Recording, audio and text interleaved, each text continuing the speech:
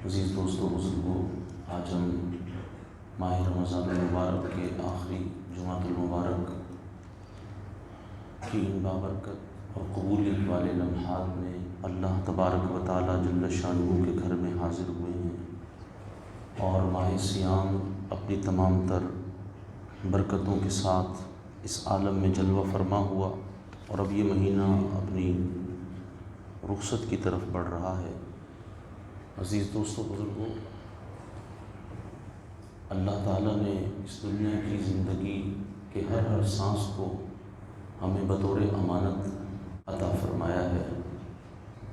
ہم میں سے ہر شخص کا یہ ایمان ہے بحیثیت مسلمان کے کہ ہم نے ایک دن اس دنیا سے رخصت ہونا ہے اور اپنے پروردگار کے حضور حاضری دینی ہے، اور بغیر کسی ترجمان کے ایک دفعہ تو اللہ تعالیٰ کی بارگاہ میں ہمیں کھڑے ہونا ہے اور اس رب سے ہم کلام ہونا ہے۔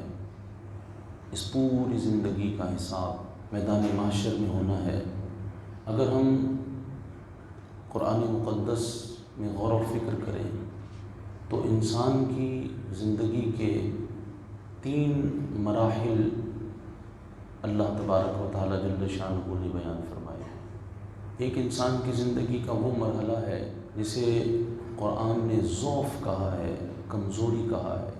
وہ مرحلہ کیا ہے کہ جب انسان کوئی قابل ذکر چیز نہیں تھا، پھر اللہ تبارک و تعالیٰ نے اپنی قدرت سے اسے ایک پانی کی بوند سے پیدا فرمایا، شکم مادر میں اسے رکھا، اور پھر انسان کو اللہ تعالیٰ نے ماں کے بطن میں وجود عطا فرمایا۔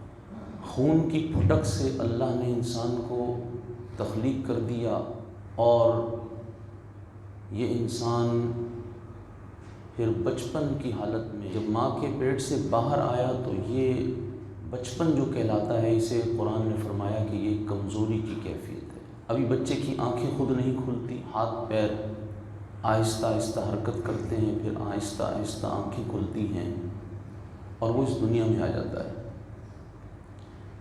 بچپن کے دن گزارنے کے بعد اس کی زندگی کا ایک اور مرحلہ شروع ہوتا ہے جسے جوانی کہا جاتا ہے،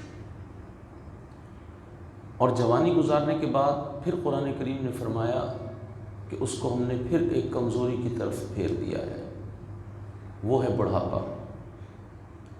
تو انسان کی زندگی کے 3 مراحل قرآن مقدس نے بیان کیے، ایک بچپن، ایک جوانی اور ایک بڑھاپا۔ یہ 3 مراحل ہیں۔ اگر غور کیا جائے تو ان تینوں مراحل میں سب سے اہم جو ہے وہ جوانی کے ایام ہیں۔ جوانی یہ انسانی جسم کا، اس کی عقل کا ایک بہت ہی نایاب قیمتی ترین جوہر ہے، اور اس کی قدر و قیمت اسلام میں بہت زیادہ ہے۔ اس کی قدر و قیمت رسول اکرم صلی اللہ علیہ وسلم کی احادیث میں بہت زیادہ ہے، اور اس جوانی کی قدر و قیمت تاریخ اسلام کے اعتبار سے دیکھیے تو بہت زیادہ ہے، دور حاضر میں بھی بہت زیادہ ہے۔ تو آج جمعۃ الوداع کے دن بالخصوص زندگی کے ان تینوں مراحل میں سے اس مرحلے کی اہمیت کے حوالے سے کچھ بات چیت آپ حضرات کے گوش گزار کرنی ہے۔ سب سے پہلے تو قرآن مقدس نے اس جوانی کی جو اہمیت بتائی اور اس جوانی کو گزارنے کا جو طریقہ بتایا، اس پر ہم غور کریں گے۔ اللہ تعالیٰ جل شانہ نے قرآن مقدس میں کچھ نوجوانوں کا ذکر کیا ہے کہ جنہوں نے اس عمر کے حصے کو، اس کی قیمت کو سمجھا اور اپنے ایمان کی حفاظت کی، تقوی اختیار کیا، پرہیزگاری اختیار کی، تو اللہ تبارک و تعالیٰ نے انہیں کیا انعام دیا؟ وہ جوان کون تھے؟ فرمایا کہ وہ حضرت عیسیٰ علیہ السلام جب ان کو آسمانوں پر اٹھا لیا گیا، اس وقت سے لے کر حضور پر نور صلی اللہ تعالیٰ علیہ وسلم کے تشریف لانے کے دوران جو وقت گزرا، اس میں ایک نوجوانوں کا گروہ تھا جو اس وقت کے دقیانوس نامی بادشاہ جو لوگوں کو شرک اور کفر کی طرف کھینچ رہا تھا، لوگوں کا ایمان خطرے میں تھا، تو ایک نوجوانوں کا وہ گروہ تھا جس نے اپنے ایمان کی حفاظت کے لیے، اپنی جوانی کے ایام کی حفاظت کے لیے قربانی دی، اور وہ ایک غار میں پناہ گزین ہو گئے۔ تو اللہ تبارک و تعالیٰ نے ان کو قرآن مقدس میں بھی بیان فرمایا اور انہیں اصحاب کہف کہا جاتا ہے۔ اصحاب کہف کی شان قرآن نے یہ بیان کی کہ وہ اللہ کے اتنے پیارے ہو گئے کہ جب وہ غار میں آرام کر رہے ہیں تو چونکہ انہوں نے اپنی جوانی کے ایام میں اپنے ایمان کی حفاظت کا ذمہ لیا اور گناہوں سے پاک زندگی گزاری اور اپنے آپ کو دنیا کی لذتوں سے بچا کر وہ غار میں پناہ گزین ہو گئے اور ساری خواہشات کو انہوں نے ترک کر دیا، تو اللہ نے ان کو اپنی حفاظت میں اس طرح لیا۔ قرآن فرماتا ہے کہ جب سورج طلوع ہوتا ہے یا سورج غروب ہوتا ہے تو ان سے کنارہ کر کے سورج نکلتا ہے، نہ ان پر صبح کے وقت میں دھوپ آتی ہے، نہ سورج ڈھلنے سے پہلے ان میں دھوپ آتی ہے۔ کیوں؟ ان کے لیے یہ اہتمام کیوں کیا گیا؟ پھر نہ صرف ان نوجوانوں کی عزت کی گئی بلکہ جن جوانوں نے اپنی جوانی کی حفاظت، اپنے ایمان کی حفاظت کی تھی اور گناہ نہ کیے، تو ان کی شان یہ بیان کی گئی کہ وہ تو محفوظ ہوئے، ان کا ذکر تو قرآن میں آیا، ان کی شان تو بیان ہوئی، لیکن ساتھ ساتھ ایک جانور جو رذیل جانور ہے، جس کی کوئی معاشرے میں اہمیت نہیں ہے، لوگ بطور گالی کے بھی اس کا نام استعمال کر لیتے ہیں، اس کا ان جوانوں کے ساتھ تھوڑی دیر رہنا بھی اللہ تعالیٰ نے اتنا پسند کیا کہ اس جانور کا ذکر بھی اللہ تعالیٰ نے قرآن میں کر دیا۔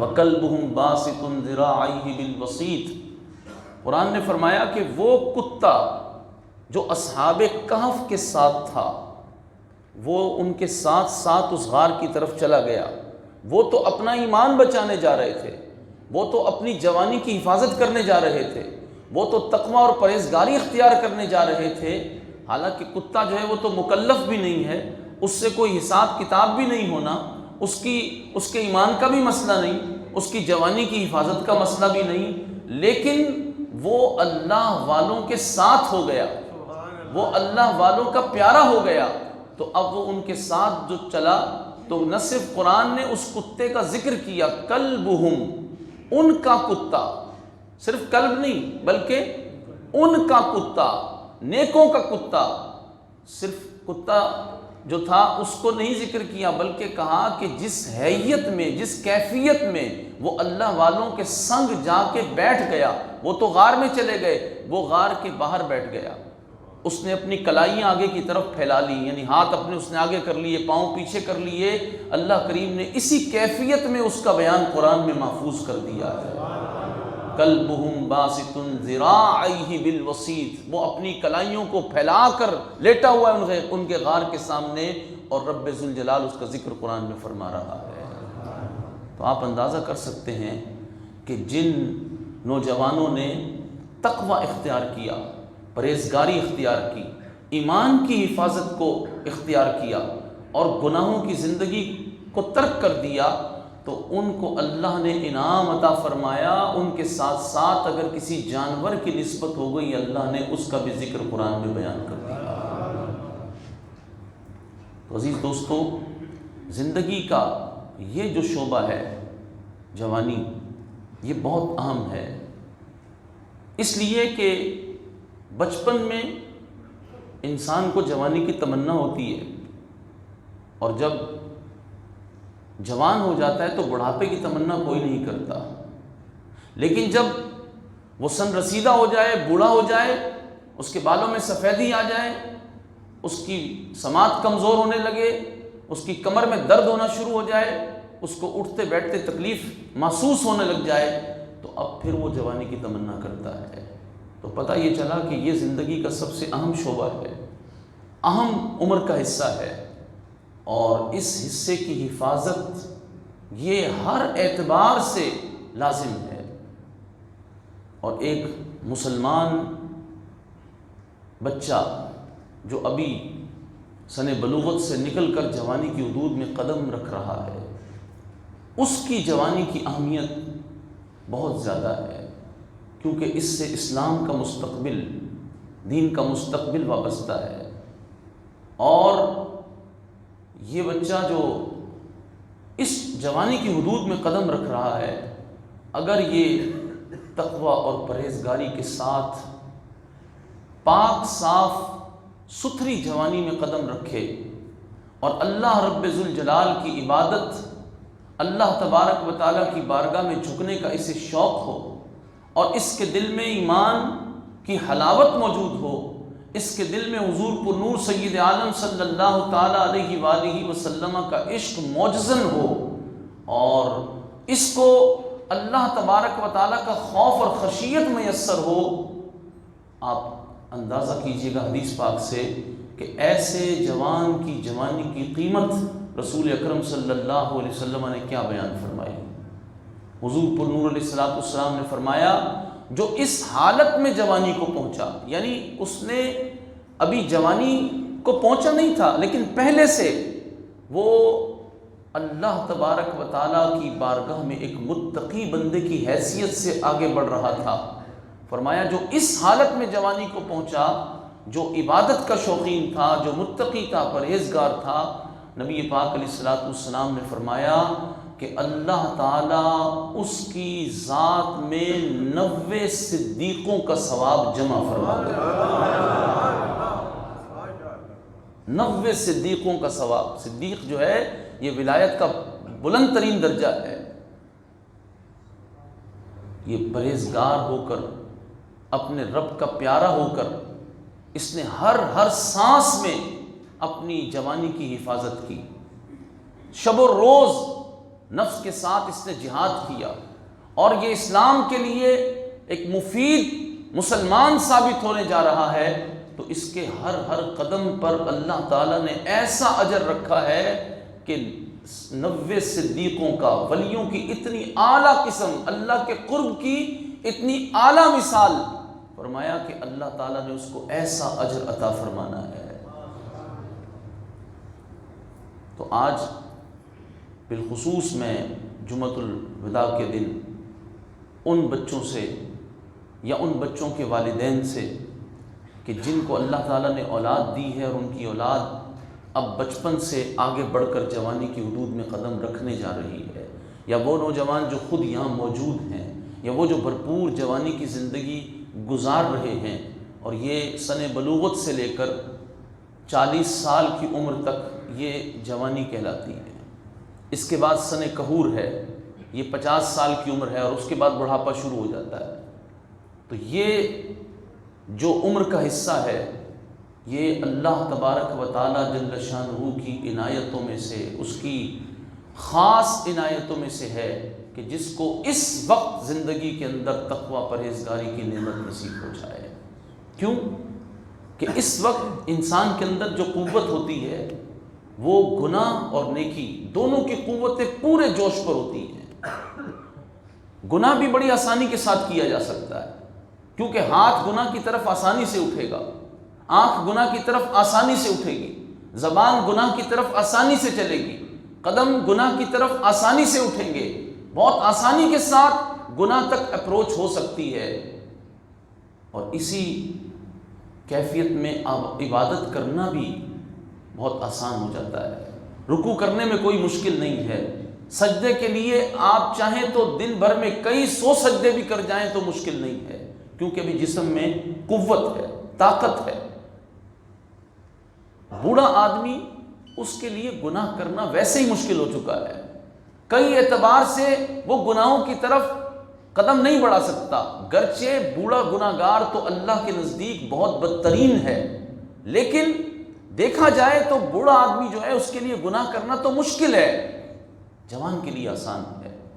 اور جو بوڑھا آدمی ہے اس کے لیے نیکی کرنا بھی بڑا مشکل ہے، اس کو مسجد تک جانے میں وقت لگتا ہے، وہ دوسروں کے سہاروں پر اٹھتا ہے، دوسروں کے سہاروں پر جھکتا ہے، اس کے لیے کبھی کبھی رکوع کرنا دشوار، کبھی سجدہ کرنا دشوار، یہاں تک کہ کبھی وہ بیچارہ کرسی پر بیٹھ جاتا ہے، کیونکہ اب اس کے جسم میں وہ طاقت اور قوت نہیں رہی ہے، لیکن وہ عبادت کی طرف مائل اس لیے بھی ہے کہ اب اس کے پاس کوئی اور مصروفیت بھی نہیں رہی، تو اب وہ عبادت کی طرف ہی مائل ہے۔ لیکن جس کا خون ابھی جوان ہے، جس کے جسم میں ابھی طاقت اور قوت پورے جوش اور جوبن پر ہے، وہ تو جس طرف چاہے چل سکتا ہے، چاہے تو وہ کسی بھی مصروفیت کو اختیار کر لے، کہیں بھی وہ قدم اٹھا لے، اس کو کوئی رکاوٹ نہیں ہے۔ اب ایسی حالت کے اندر کوئی بندہ اپنے رب عز و جل کی رضا کے لیے قدم بڑھا دیتا ہے، اب ایسی حالت میں وہ اپنے آپ کو پاک صاف رکھتا ہے، ایسی حالت میں وہ اللہ تبارک و تعالیٰ کے گھر کا مہمان بن کے رہتا ہے، تو پھر اس جوان کی جوانی کی قیمت اسلام نے بہت زیادہ لگائی ہے۔ کتنی قیمت لگائی ہے؟ قرآن مجید فرقان حکیم فرماتا ہے وَأَمَّا مَنْ خَافَ مَقَامَ رَبِّهِ وَنَهَى النَّفْسَ عَنِ الْهَوَىٰ فَإِنَّ الْجَنَّةَ هِيَ الْمَأْوَىٰ۔ قرآن فرماتا ہے اور جو اپنے رب کے حضور کھڑے ہونے سے ڈرا،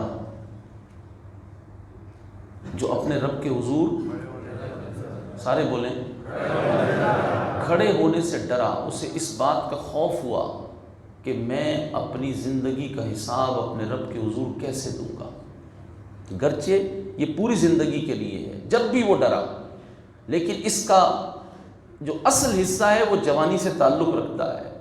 جوانی کے عالم میں اگر کسی بندے کے دل میں یہ خوف تھا کہ میں اپنے رب کے حضور کیسے کھڑا ہوں گا، اور اس حالت میں اس نے اپنے آپ کو، قرآن فرماتا ہے وَنَهَى النَّفْسَ عَنِ الْهَوَىٰ، اور اس نے اپنے آپ کو گناہ سے روک لیا، اس نے اپنے آپ کو گناہ سے روک لیا۔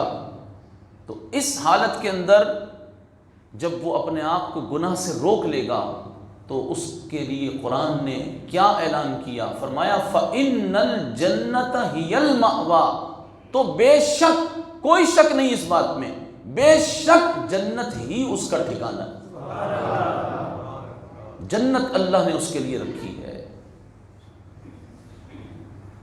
مصر کے ایک عالم ہیں، انہوں نے ایک واقعہ ذکر کیا، وہ لکھتے ہیں کہ ملک شام کے اندر ایک نوجوان تھا، وہ مسجد توبہ، اس کے اندر وہ علم دین حاصل کرتا تھا، اور شب و روز وہ علم دین میں ہی مصروف رہتا تھا، اس کے پاس کوئی کمائی کے ذرائع بھی نہیں تھے، کوئی دے دیتا تو کھا لیتا، بس علم دین سیکھتا تھا، اور طلباء کی ایسی زندگی ہوا کرتی ہے۔ تو کہا کہ وہ نوجوان ابھی زمانہ طالب علمی میں ہے، تو اس کو بھوک نے بہت ستایا، کھانے کے لیے کچھ نہیں تھا، اتنا وہ پریشان ہوا بھوک کی وجہ سے کہ نڈھال ہو گیا۔ اب اس کے ذہن میں شیطان نے خیالات ڈالنا شروع کر دیے، اور سوچا کہ اس پیٹ کو بھرنا ہے تو کس طرح بھرا جائے، مختلف گناہوں کے خیالات اسے آئے۔ پھر اس کے ذہن میں یہ خیال آیا کہ چلو چوری کر لیتے ہیں، اور اس چوری کے ارادے سے وہ مسجد سے نکلا اور مسجد کی چھت پہ چڑھ گیا، اور اس سے متصل جو مکانات تھے، گنجان آبادی تھی، ان مکانات کی چھتوں سے وہ کسی گھر میں جا کر کچھ کھانے پینے کی چیز چرانا چاہتا تھا۔ اس نے یہی سوچا تھا کہ اتنا ہی چراؤں گا جو میرا پیٹ بھر جائے۔ وہ نوجوان ایک گھر کی چھت پہ چڑھا، سیڑھیوں سے نیچے اترنے لگا تو اس کی نظر پڑی کہ وہاں خواتین ہیں، تو اس نے اپنی عفت کو بچا لیا اور کہا نہیں، یہاں تو میں قدم نہیں رکھ سکتا، یہاں تو اسلام کی بیٹیاں موجود ہیں، شرم و حیا کا مرحلہ ہے۔ اس نے شرم و حیا اختیار کی، واپس پلٹ گیا، پھر آگے بڑھا اور آگے بڑھ کر ایک اور گھر کے اندر چلا گیا۔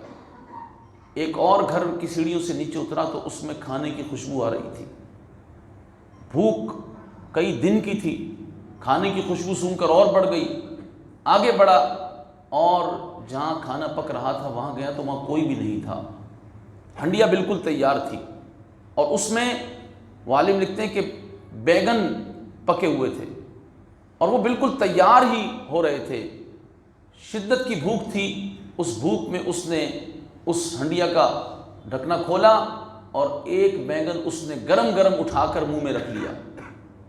بھوک کی شدت کی وجہ سے اسے یہ احساس نہیں ہو کہ یہ گرم ہے، لیکن جیسے ہی منہ میں رکھا لذت تو تھی لیکن گرم اتنا تھا، واپس ہی منہ سے نکال دیا۔ اور پھر یہ بھی خیال گزرا کہ چوری کی غذا اچھی نہیں، کیونکہ وہ طالب علم تھا، کچھ علم کا نور اس کے اندر موجود تھا، تو اس نے چوری کی غذا کھانا پھر اندر پسند نہیں کیا۔ پھر اللہ کا خوف جو اس پر غالب آیا نا، اس نے وہ واپس رکھ دیا، واپس رکھ کر پھر الٹے پاؤں اسی طرح نکاحت کے عالم میں مسجد میں آ گیا اور گر گیا، اور بڑی مشکل سے ایک جگہ سہارا لے کے بیٹھا اور اس کے استاد تشریف لے آئے، ان کا درس شروع ہو گیا، وہ دین سکھا رہے تھے، طلبہ نے دین سیکھا، اٹھ کے چلے گئے سب۔ ابھی وہ نوجوان بھوک سے بالکل کمزور اور نحیف ہو کر پڑا ہوا ہے، استاد ابھی اپنی کتابوں میں مصروف ہیں، اتنے میں ایک خاتون مسجد میں داخل ہوئی اور اس خاتون نے شیخ سے کوئی بات کی، تو شیخ نے ادھر ادھر دیکھا اور دیکھ کر اس نوجوان کو کہا تمہارا نکاح ہو گیا ہے؟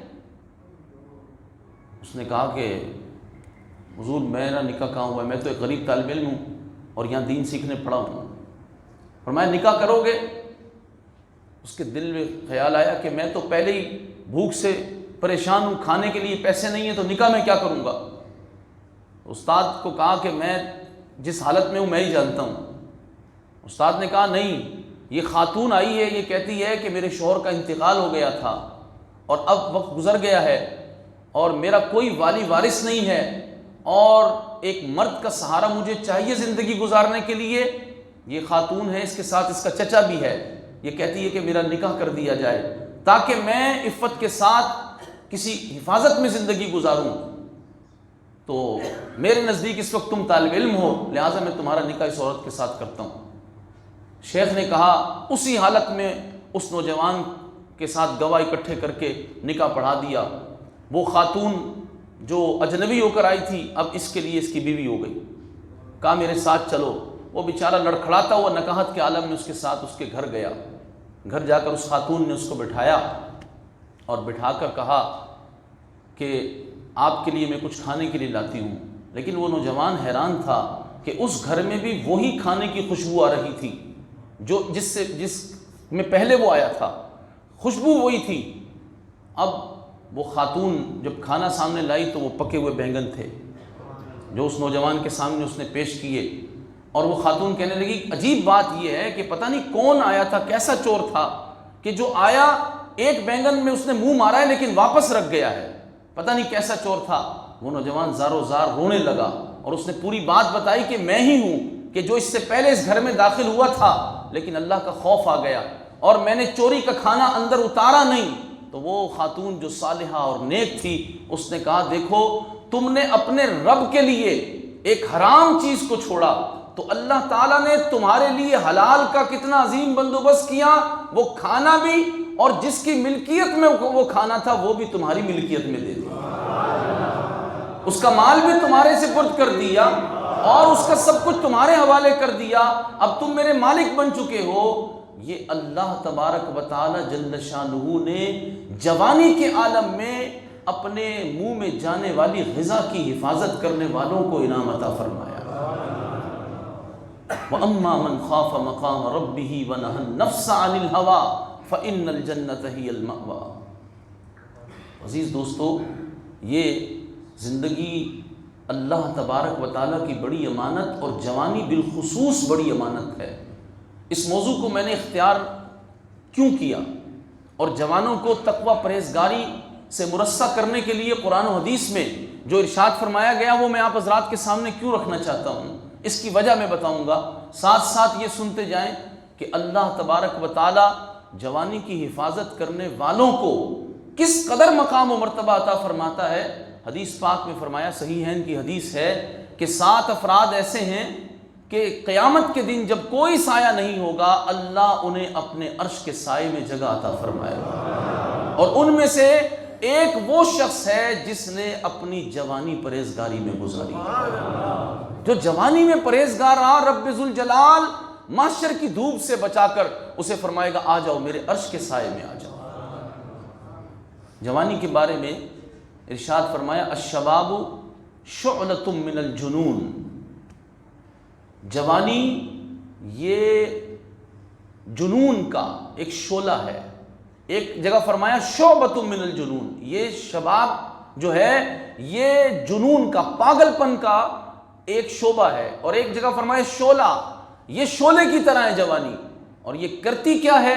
یہ کرتی یہ ہے کہ یہ جوانی جیسے ہی بندہ اس میں قدم رکھتا ہے تو اس وقت یہ انسان کی جو عقل ہے، اس کے اندر جو سعادتیں ہیں، جو خوش بختی اس کا مقدر بن سکتی ہے، ان کو جلانا شروع کر دیتی ہے۔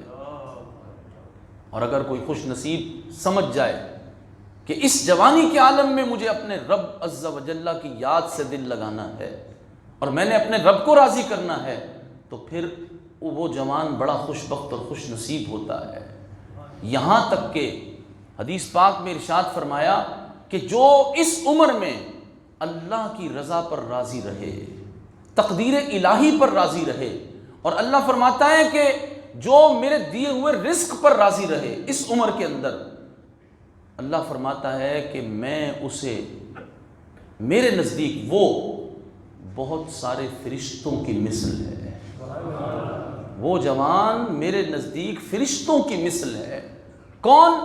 جو اللہ کی رضا پر راضی رہے، جو اللہ کے دیے ہوئے رزق پر راضی رہے، جو اپنے رب سے شکوہ نہ کرے۔ ویسے بھی زندگی کے کسی موڑ پر بھی ہوں، جب رب سے بندہ شکوہ کرتا ہے تو یہ بات اللہ تعالیٰ کو بڑی ناگوار ہے۔ حضرت عبداللہ ابن عباس فرماتے ہیں کہ اللہ تعالیٰ نے جب تقدیر کے قلم کو لکھنے کا حکم دیا تو اس نے پہلی بات ہی یہ لکھی، کیا؟ کہ جو میری رضا پر راضی نہیں رہ سکتا وہ میرے سوا کسی اور کو اپنا رب بنا لے۔ تو پروردگار تو وہی ہے، الہ و معبود تو وہی ہے، اس کے سوا کون ہے؟ تو جب وہی ہے تو پھر اس کی ماننی بھی ہے۔ نوجوان ساتھیوں کو خاص طور سے، اور میں ان والدین سے بھی مخاطب ہوں جن کی اولاد چاہے بیٹی ہے چاہے بیٹا ہے، وہ اس وقت جوانی کی حدود میں قدم رکھ رہے ہیں۔ اب آپ پر ایک بہت بھاری ذمہ داری آپ کے دین نے آپ پر ایک بہت بھاری ذمہ داری رکھ دی ہے کہ آپ نے اپنے بچے کی جوانی کے ایام کو شیطان اور نفس کی شرارتوں سے حفاظت کے ساتھ گزار کر اسے قرآن کے سپرد کرنا ہے، اسے اسلام کے سپرد کرنا ہے، اسے رسول اللہ کی امت کی فلاح کے لیے سپرد کرنا ہے۔ آپ نے اس وقت جو مسلم امہ کی کیفیت ہے، اس کیفیت میں اپنے بچے کو آپ نے اس زوال کی کیفیت سے نکالنے کے لیے اپنے بچے کو پیش کرنا ہے، کیونکہ یہ اولاد اللہ کی نعمت ہے اور یہ اللہ کی امانت ہے۔ آپ سے یہ سوال ضرور کیا جائے گا کہ آپ کو ہم نے ایک بچہ دیا جو گناہ گار پیدا نہیں ہوا تھا، بچی دی جو گناہ گار پیدا نہیں ہوئی تھی، لیکن اگر آپ کے گھر کے ماحول نے اس کو گناہ گار کر دیا ہے تو آپ سے پوچھا جائے گا۔ یہ بات خاص طور پر ذہن میں رکھنی چاہیے۔ ماں باپ کو اگر اولاد مل گئی ہے تو اس کا یہ مطلب نہیں کہ یہ اولاد صرف اور صرف دنیا کمانے کے لیے ملی ہے، یہ صرف آپ کے بڑھاپے میں آپ کو دنیاوی آسائشیں فراہم کرنے کے لیے ملی ہے۔ نہیں عزیز دوستو، یہ اولاد آپ کو اللہ نے اس لیے دی ہے کہ یہ اولاد اسلام کی خدمت کے کام آئے، یہ اولاد نبی پاک علیہ الصلوۃ والسلام کی عزت و ناموس کی حفاظت کے کام آئے، یہ اولاد ختم نبوت کی حفاظت کے کام آئے، یہ اولاد جہاد فی سبیل اللہ میں کام آئے، یہ اولاد اسلام کی آبیاری کے لیے خون پیش کرے، یہ اولاد نبی پاک علیہ الصلوۃ والسلام کے دین کو جو دیس نکالا دینے والے لوگ ہیں ان کے ظلم کے سامنے ڈٹ کر کھڑی ہو جائے۔ اللہ نے یہ اولاد اس لیے عطا فرمائی ہے۔ لیکن پوچھیے اپنے آپ سے کہ آج آپ کا بچہ یا بچی جوانی کی حدود میں قدم رکھ رہے ہیں، کہیں ایسا تو نہیں کہ آپ نے اس کو گناہوں کے سمندر میں دھکیل دیا ہے، آپ نے اس کو غلاظت اور ناپاکی کے سمندر میں دھکیل دیا ہے؟ بلکہ جوانی سے پہلے پوچھ لیجئے کہ بچہ آپ کا بھی چھوٹا ہے، آپ نے اس کو کس ایجوکیشن سسٹم میں داخل کیا ہے؟ بچہ بھی آپ کا چھوٹا ہے، بچی ابھی آپ کی چھوٹی ہے، آپ اس کو تعلیم کون سی دے رہے ہیں؟ آپ اس کو پڑھا کیا رہے ہیں؟ اس کی تربیت کن ہاتھوں میں آپ نے دی ہے؟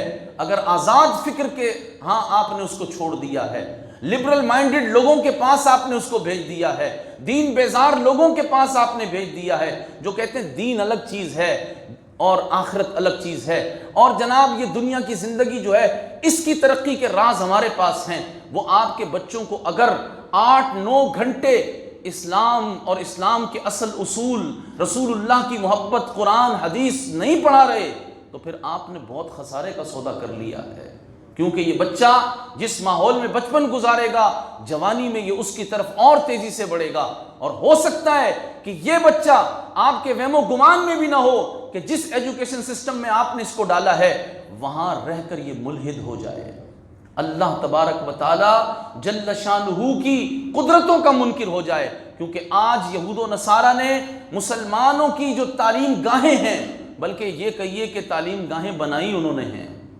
میں آپ سے ایک سوال کرنا چاہتا ہوں، آج مغرب ملت اسلامیہ کے ممالک کے اندر تعلیم پر پیسہ خرچ کر رہا ہے جی؟ تو یہ تعلیم پر پیسہ خرچ کرنے کا کیا مقصد ہے؟ ہمارے بچے جب پڑھ لکھ جائیں گے تو ان کو کیا فائدہ ہوگا؟ بچہ ہمارا پڑھے گا، ہمارا بچہ ترقی کرے گا تو فائدہ ان کو کیا پہنچے گا؟ وہ کیوں پیسہ خرچ کر رہے ہیں؟ یہاں وہ کیوں لاکھوں ڈالر یومیہ تعلیم پر خرچ کر رہے ہیں؟ وجہ یہ ہے کہ اس میں نفع ان کا ہے، اس تعلیم میں نفع ان کا ہے۔ ہم سمجھ رہے تعلیم ہم دلوا رہے ہیں، لیکن نصاب تو ان کا ہے، پڑھایا تو ان کا سلیبس جا رہا ہے۔ نتیجہ کیا آ رہا ہے؟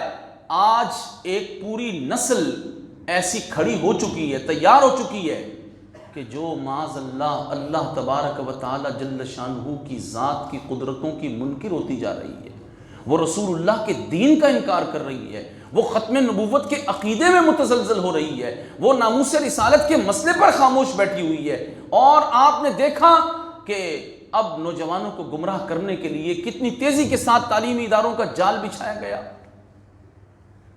کیوں؟ وجہ یہی ہے کہ انہیں پتہ ہے کہ اس ملت کا سرمایہ اصل میں نوجوان ہیں اور ان نوجوانوں پر انویسٹمنٹ کرنی ہے۔ آپ دیکھیے نوجوانوں کی مصروفیت کے لیے مغرب نے کتنا کچھ مہیا کر دیا ہے۔ صبح بچہ اسکول، کالج، یونیورسٹی میں جائے، 8-9 گھنٹے وہاں لگائے، جیسے ہی وہ باہر آئے گا اس کی مصروفیت کے لیے ہزاروں میدان موجود ہیں، اس میں اس کے لیے میڈیا بھی موجود ہے، اور میڈیا پر پھر سوشل میڈیا بھی موجود ہے۔ سوشل میڈیا کے اندر ایک کلک پر وہ ہزاروں چینل اس کے سامنے موجود ہیں، اور اس کی پاکیزگی، اس کی عفت، اس کی شرم، اس کا تقوی، اس کی پرہیزگاری، بالخصوص اس کا ایمان لوٹنے کے لیے سارے سامان اس کے لیے مہیا ہے۔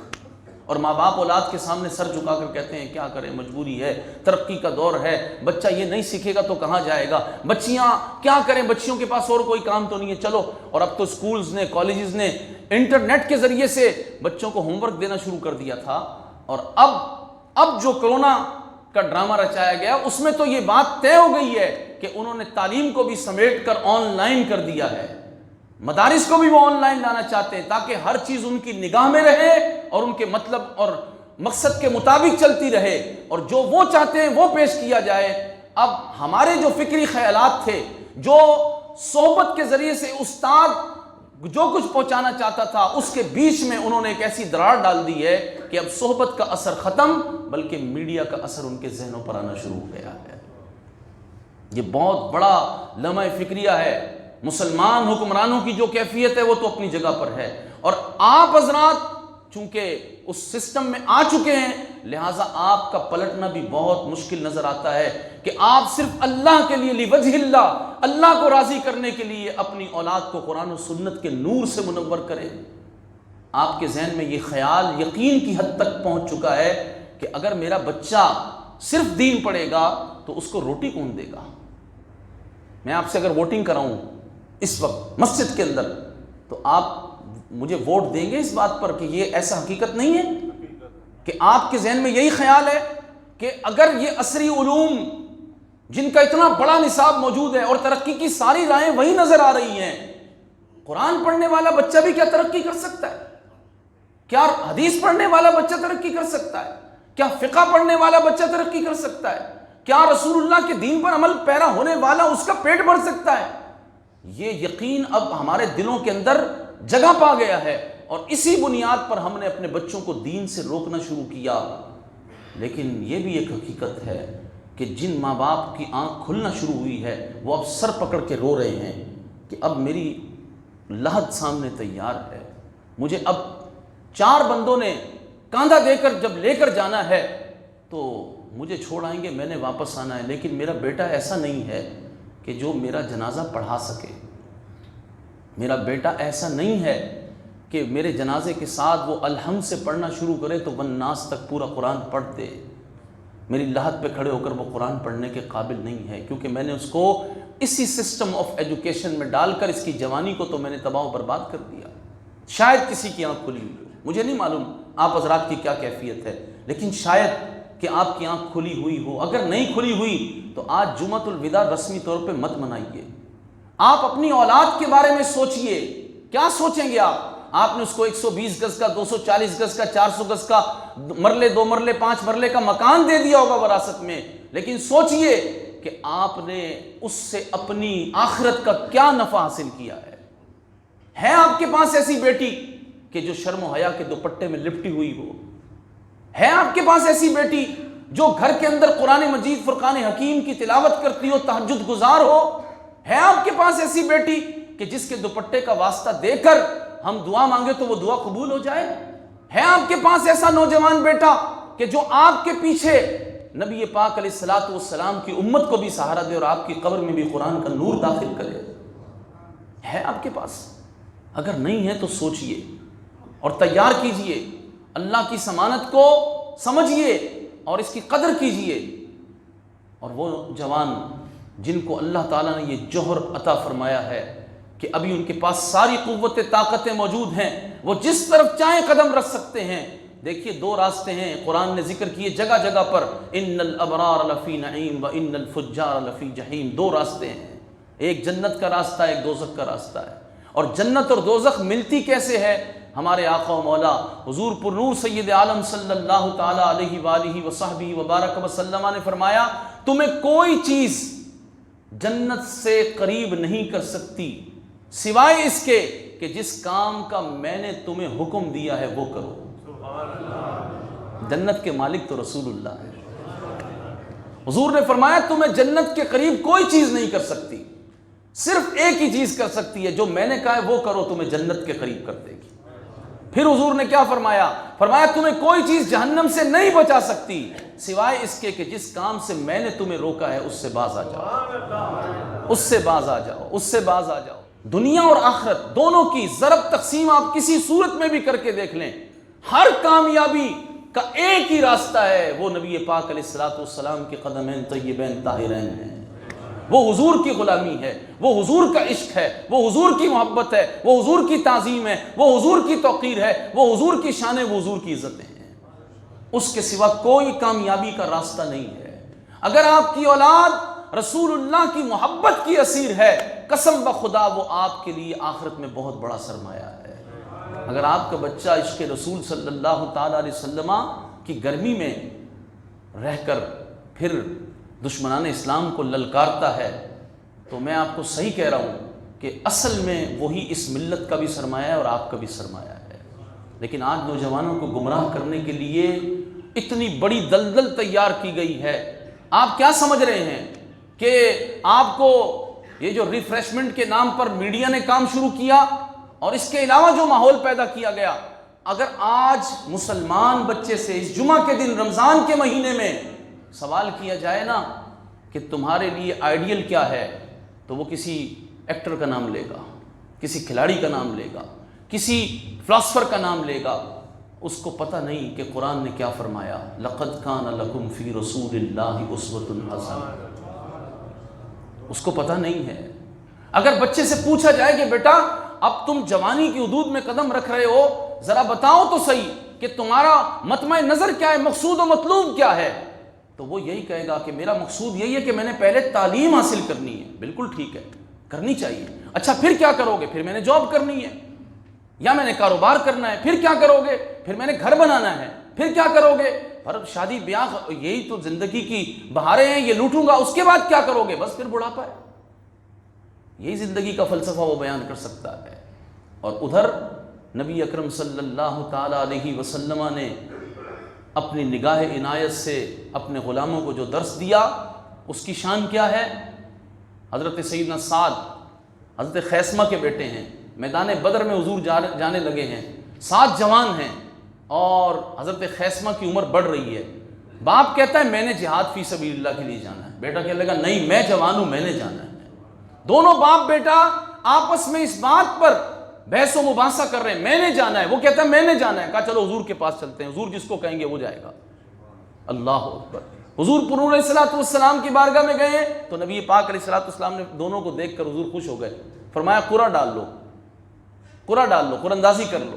حضرت سعد کا نام آ گیا. یہ شان ہے صحابہ کرام کی. حضرت سعد بن ابی وقاص کے بھائی عمیر بن ابی وقاص بالکل نوجوان ہیں. جب حضور لشکر کی تیاری کر رہے ہیں وہ حضور سے چھپ رہے ہیں. کیوں؟ کہ کہیں حضور مجھے بچہ سمجھ کے واپس نہ کر دیں اور میں جہاد فی سبیل اللہ کے لیے دشمن کے سامنے نہ جا سکوں. نبی پاک علیہ السلام نے ان کی صدا کو دیکھا تو انہیں بھی اجازت عطا فرما دی. حضرت عمیر بن ابی وقاص رضی اللہ تعالیٰ عنہ جو بدر میں شہید ہوئے. آج نوجوان بچے سے پوچھئے نا کہ جہاد فی سبیل اللہ کی اہمیت پر قرآن مقدس کے اندر کتنی آیات بینات ہیں. اس سے پوچھئے بیٹا ذرا مجھے سورہ انفال سناؤ نا، سورہ محمد صلی اللہ علیہ وسلم 26ویں پارے میں بیٹا ذرا یہ سناؤ کہ اللہ تبارک و تعالیٰ نے جہاد کا کیسا حکم فرمایا، مشرکین کے ساتھ کیا کرنا ہے، کفار کے ساتھ کیا کرنا ہے. آپ بتائیے ہماری ملک کا اکثر حصہ جوانوں پر مشتمل ہے، لیکن یہ جوان آپ دیکھیے کہاں لا کر کھڑے کر دیے گئے. بلکہ ان کو وہ یوتھ کے نام پر تو وزیر اعظم نے بڑا گمراہ کیا اور یہاں لا کر کھڑا کر دیا گیا کہ اب وہ کرکٹ کے میدانوں میں اتر سکتے ہیں، وہ دیگر شعبہ جات کی طرف جا رہے ہیں. لیکن اسی وطن عزیز پاکستان میں روزانہ قادیانیت کو عروج دینے کے لیے، قادیانیت کو سہولتیں دینے کے لیے روزانہ کام ہو رہے ہیں. لیکن نوجوان بچوں کی کوئی آواز ہے؟ جی نوجوان بچوں کو پتہ ہے کہ قادیانیت کتنا بڑا گمراہ کن فتنہ ہے اور انہوں نے کیسا کفر کیا ہے کہ وہ رسول اللہ کے بعد معاذ اللہ دوسرا نبی مان رہے ہیں اور ان کو پاکستان کے اندر آج سہولتیں مل رہی ہیں. نوجوان بچوں کو پتہ ہے. یہ تو جو مسجد میں آ جائے، جمعے میں کوئی تقریر سن لے تو الگ بات ہے، ورنہ کسی کو کوئی خبر نہیں ہے.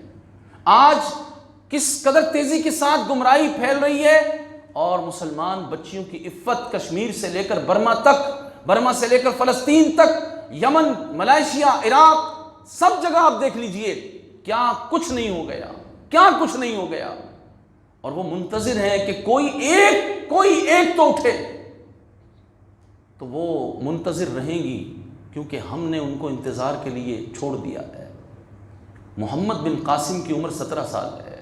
سلطان محمد فاتح جنہوں نے قسطنطنیہ کا خیال پیدا کیا اور 17 سال کی عمر سے لے کر 23 سال کی عمر تک صرف ان 6 سالوں کے اندر ایسی بہترین پلاننگ کی کہ بھرپور جوانی کے عالم میں جا کر انہوں نے قسطنطنیہ کو فتح کر کے پھر اسلام کے لیے سلطنت عثمانیہ کی کتنی عظیم بنیاد رکھ دی گئی.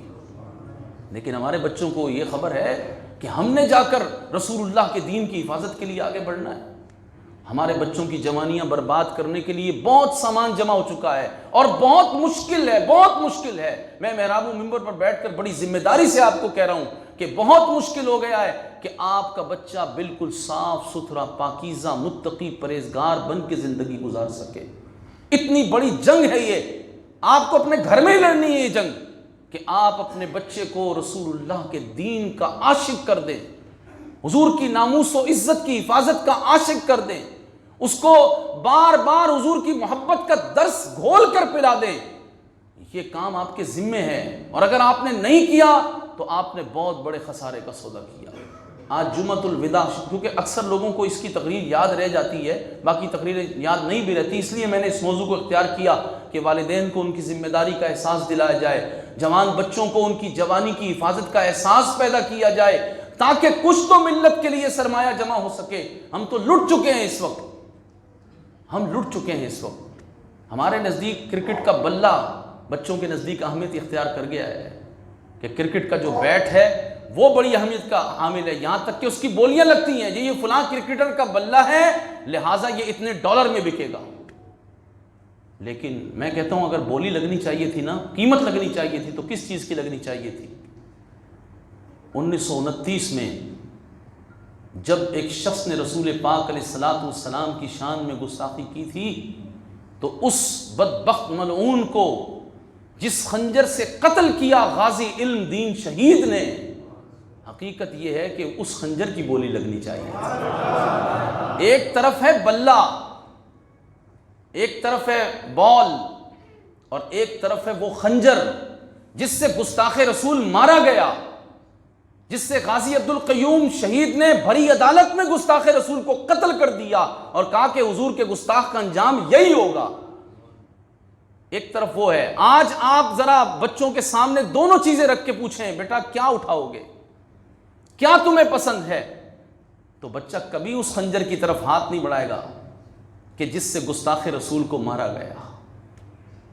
آپ کو یہ بات بہت عجیب لگ رہی ہوگی، بہت عجیب لگ رہی ہوگی، کیونکہ آپ کا مزاج نہیں ہے نا۔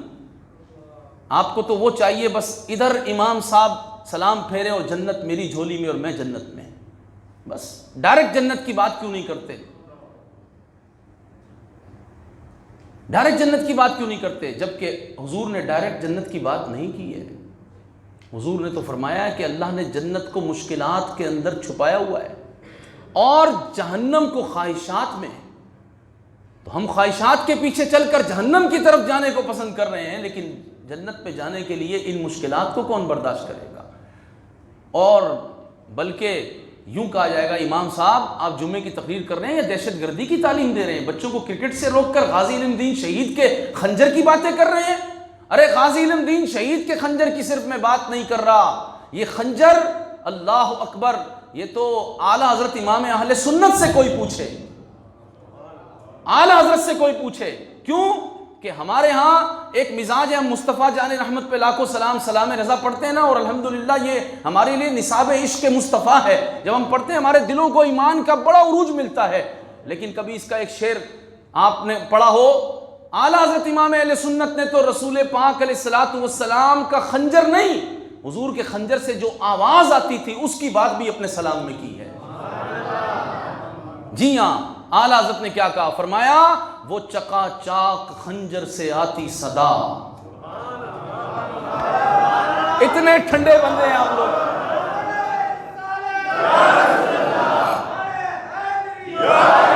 امام احمد رضا کی بات ہو رہی ہے اور رسول اللہ کے خنجر کی بات ہو رہی ہے۔ لوگ چھکوں پر واہ واہ کرتے ہیں، اس قوم کو کیا ہو گیا؟ آؤ جس پر واہ واہ کرنی ہے اس پر واہ واہ کرو۔ وہ کیا واہ واہ ہے؟ کہا وہ چکا چاک خنجر سے آتی صدا۔ حضور کی ادا پہ قربان ہو جائیں، اس صدا پر قربان ہو جائیں جس سے کفر لرزتا ہے۔ وہ چکا چاک خنجر سے آتی صدا، مصطفیٰ تیری سولت پہ لاکھوں سلام، مصطفیٰ تیری سولت پہ لاکھوں سلام۔ اپنے بچوں کو رسول اللہ صلی اللہ تعالی علیہ وسلم کی تلواروں کے نام یاد کراؤ۔ حضور علیہ الصلوۃ والسلام نے 8 تلواریں استعمال فرمائیں۔ نبی پاک علیہ الصلوۃ والسلام کے گھوڑے کا نام یاد کراؤ۔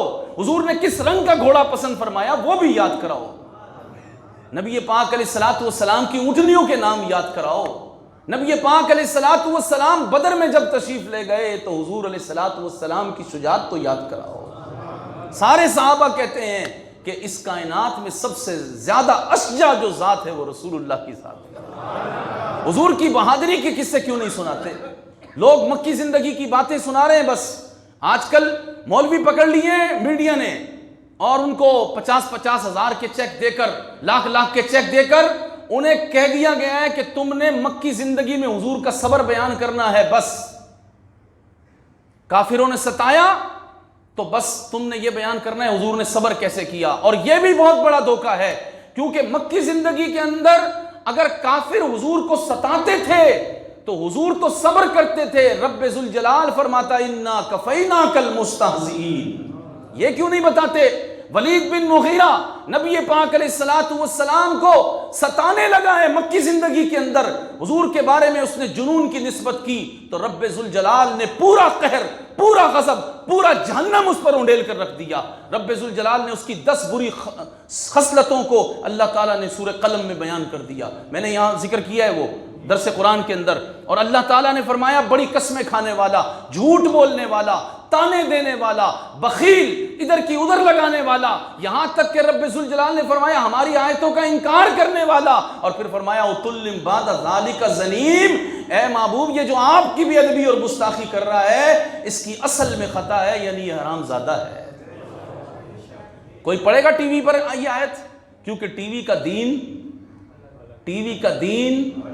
ہاں وہ وہی دین ہے جو ان کی آنکھ میں سما جائے، ان کی عقلوں میں آ جائے. اور یہ جو دین ہے جو قرآن میں موجود ہے وہ لوگ پڑھ کر نہیں سناتے. کیوں کہ وہاں شدت کی بات ہوگی تو دوسرے دن چینل سے چھٹی ہو جائے گی. اور ان کو دھوکہ شیطان نے یہ دے دیا ہے کہ اگر چینل پہ ہم نے یہ بات کی تو چینل بند، پروگرام بند، تو دین بھی بند ہو جائے گا، اسلام بھی سمٹ جائے گا، اسلام بھی ختم ہو جائے گا. بہت بڑا دھوکہ تلبیس ابلیس ہے یہ. اسلام بند نہیں ہوگا، اسلام قائم و دائم رہے گا، اسلام غالب آئے گا. یہ اللہ اور اس کے رسول کا دین ہے. ان الدین عند اللہ الاسلام. تو آج بچوں کو ہم نے کیوں نہیں نبی پاک علیہ الصلوۃ والسلام کے جہاد میں وہ لمحات بتائے جب حضور نے بدر میں، احد میں، حضور علیہ الصلوۃ والسلام نے بنی مستلق میں، خیبر میں، خندق میں، نبی پاک علیہ الصلوۃ والسلام نے فتح مکہ کے وقت اللہ اکبر جس شان سے حضور نے حاضری اللہ کے گھر میں دی اور جس شان سے حضور نے مکہ کو فتح کیا وہ کیوں نہیں بچوں کو بتا رہے؟ آج نوجوانوں کا نصاب کیا ہے؟ نوجوانوں کا نصاب میڈیا پیش کر رہا ہے، نوجوانوں کا نصاب یونیورسٹیز پیش کر رہی ہیں، اور قرآن بند کر دیا گیا اور حضور کی حدیث بند کر دی گئی. بالخصوص جہاد فی سبیل اللہ بند کر دیا گیا. پچھلے دنوں میں نے جہاد پر گفتگو کی تو ایک صاحب نے مجھے کہا کہ آپ جہاد پہ بات کر رہے ہیں، جہاد تو فوج کا کام ہے، آپ جہاد کی باتیں کیوں کر رہے ہیں؟ اور میں نے کہا بندہ خدا اپنی عقل کو ہاتھ مار. جس نبی کا کلمہ پڑھا ہے اس نے جہاد کیا اور قرآن نے فرمایا یا ایھا النبی حرض المؤمنین علی القتال. مومنوں کو قتال کے لیے، جہاد کے لیے ابھاریے محبوب. اور مومنوں کو چاہیے کہ اپنا سارا سامان تیار رکھیں جہاد کے لیے. قرآن مقدس نے جہاد کی ترغیب دی تو کیا وہ یہ کہا تھا کہ ایک مخصوص گروہ جا کے لڑے گا؟ نہیں، پاک فوج لڑے گی، ترکی کی فوج لڑے گی، ملائیشیا کی فوج لڑے گی، انڈونیشیا کی فوج لڑے گی. لیکن اس فوج میں بندے کہاں سے آئیں گے؟ سوال ہے میرا آپ سے، بندے کہاں سے؟ کیا اوپر سے اتریں گے؟ وہ اوپر والے جب اتریں گے جب نیچے والے بھی تو ہوں گے نا. جب وہ جا کے میدان بپا کریں گے، بدر سجا تو فرشتے 5000 آئے نا. تو اس لیے فوج کو بندے تو ان ماؤں نے دینے ہیں، ان باپ نے دینے ہیں. تو پھر پتہ کیا چلا کہ جہاد کی تربیت قرآن و سنت کے نور سے گھر میں ہوگی. کہاں ہوگی؟ مسجد میں ہوگی. اور پھر جب اسلام کے لیے وقت آئے گا تو یہ بچہ کافر کی آنکھوں میں آنکھیں ڈال کر بات کرے گا، قادیانیوں کے خلاف یہ اپنا سینہ پیش کر کے کہے گا خبردار میرے نبی کے بعد کوئی نبی نہیں ہے، حضور خاتم النبیین ہے. حضور کے بعد اگر کسی نے نبوت کی بات کی تو اس کو زمین پر زندہ رہنے کا حق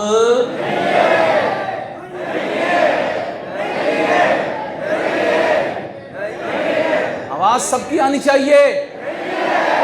رسول اللہ کی عزت اور ناموس کی بات ہے. باہر جو کھڑے ہیں وہ حلوہ کھانے آئے ہیں کیا؟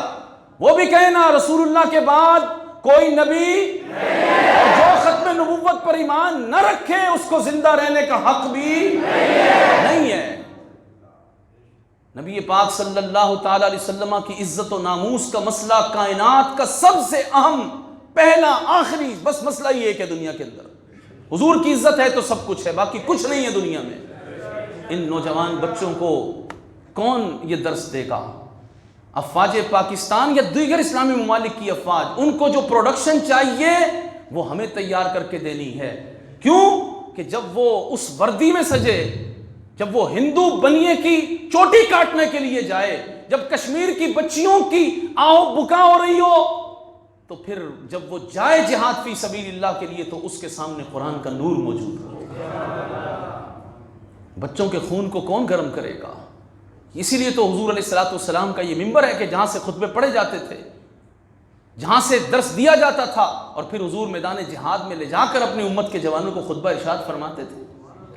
عزیز دوستو، آج کا جمعہ بالخصوص نوجوان بچوں کے لیے خاص طور سے یہ درس ہے کہ آپ کے ذمے اس وقت بہت بھاری اور بہت عظیم کام ہے، اور وہ یہ کہ جو رسول اللہ کی گستاخیاں کر رہے ہیں ان کو جواب آپ نے دینا ہے۔ میں ان سے پوچھ رہا ہوں جو ابھی جوانی کی حدود میں قدم رکھ رہے ہیں، ان سے پوچھ رہا ہوں میں، اور جمعے کے دن ان سے عہد کرانا چاہتا ہوں نبی کی وفا کا، کہ اپنے نبی سے وفا کے لیے تیار رہو گے، رسول اللہ کی ناموس پہ پہرا دو گے، اپنی جوانیاں حضور کی عزت کے لیے پیش کرو گے، نبی پاک علیہ السلام کے دشمنوں کو جینے نہیں دو گے، نبی پاک علیہ السلام کے بعد نبوت کے دعوے داروں کو واصل جہنم کرو گے، پاکستان سے قادیانیوں کو دیش نکالا دو گے، اب ملحدوں کو تم یہاں سے ٹھکرا دو گے اور رسول اللہ کے دین کے حوالے نظام کر دو گے۔ اب تمہیں کوئی گمراہ نہیں کر سکے گا، اب تم نے حضور کے دین کا پہرا دینا ہے، اب تم نے ختم نبوت کی بات کرنی ہے، اب تم نے تاجدار ختم نبوت، اب تم نے لبیک یا رسول اللہ،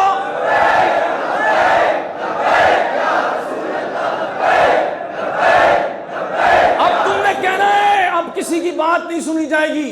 بہت گمراہ کر لیا تمہیں ان نام نہاد سیاستدانوں نے، جنہوں نے جا کر بتوں کے اوپر چڑھاوے چڑھائے، جو سکھوں کی حمایت میں جا کر زمین پر رومال باندھ کے بیٹھ گئے، جنہوں نے یہاں ہزاروں ایکڑ زمین مسلمانوں سے لے کے سکھوں کے حوالے کر دی، جو روزانہ قادیانیوں کو جگہ دے رہے ہیں۔ اب ان کو واضح پیغام دے دو کہ اب صرف اور صرف رسول اللہ کی عزت کی بات ہوگی، اب کوئی گمراہ نہیں کر سکتا۔